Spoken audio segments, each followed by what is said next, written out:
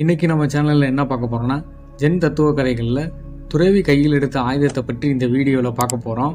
எதையும் காரண காரியத்தோடு செய்தாலும் அதை பகிரங்கமாக வெளியே தெரியாமல் பார்த்து கொள்வது ஜென் தத்துவத்தின் அடிப்படை.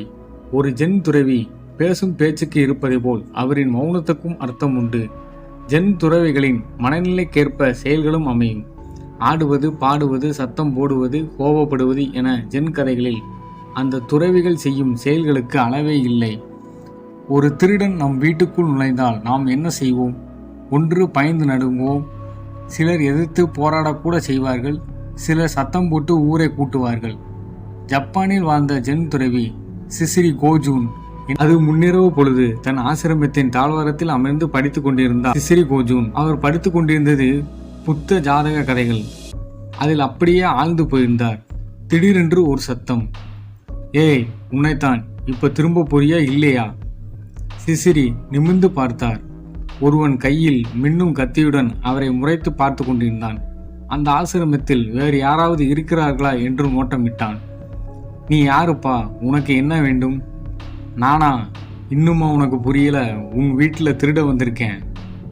உன்கிட்ட இருக்கிற பணம் இல்லைன்னா என்ன நடக்கும் தெரியுமா? என்ன நடக்கும்? என் கையில் என்ன இருக்குன்னு பார்த்தல. பணம் வேணுமா, உயிர் வேணுமா? சரி, உனக்கு பணம் தானே வேண்டும். என்னை தொந்தரவு செய்யாதே, நீயே போய் எடுத்துக்கொள். அதோ அந்த மேசை இழுப்பறையில் சிறிது பணம் வைத்திருக்கிறேன் என்ற ஜென் துறவி புத்த ஜாதக கதையை படிப்பதில் ஆழ்ந்து போனார். திருடன் அசந்து போனான். இப்படியும் ஒரு மனுஷனா? என் கையில் இருக்கிற கத்தியை பார்த்து கூட இந்த ஆளுக்கு பயம் வரலையே. ஒருவேளை வேற யாராவது பின்னாடி வந்து நம்மை அடிக்க போட திட்டம் போட்டிருக்கானா? சே, அப்படி இருக்காது. ஆளை பார்த்தாலே சாது மாதிரி தெரியுது. அப்படியே யாராவது இருந்திருந்தாலும் இந்நேரம் என்னை பிடிக்க வச்சிருக்கணுமே. இப்படியெல்லாம் யோசித்தவனாக அவன் ஜென் துறவி காட்டிய மேசை அருகே போனான். மேசையை திறந்தான். அதிலிருந்து மொத்த பணத்தையும் அப்படியே எடுத்தான். அப்போது சிசிரியின் குரல் கேட்டது. என்னப்பா, பணத்தை எடுத்துட்டியா?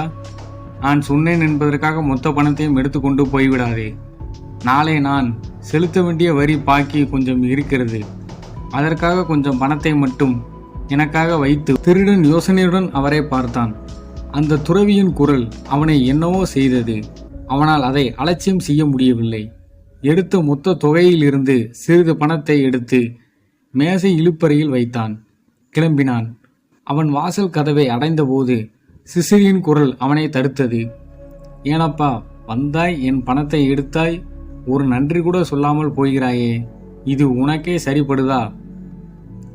திருடன் அதிர்ந்து போனான். இவ்வளவு தைரியமாக தன்னிடம் பேசும் ஒரு மனிதனை அவன் வாழ்நாளில் கண்டதில்லை. அவன் சிசிரியின் அருகே வந்தான். எனக்கு பணம் கொடுத்ததுக்கு ரொம்ப நன்றி ஐயா என்றான்.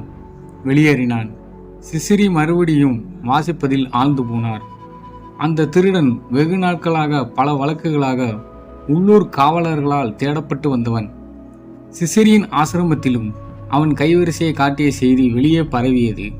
காவலர்கள் தங்கள் தேடுதல் வேட்டையை தீவிரப்படுத்தினார்கள். ஒரு நாள் அவன் மாட்டிக்கொண்டான். விசாரணை நடந்தது.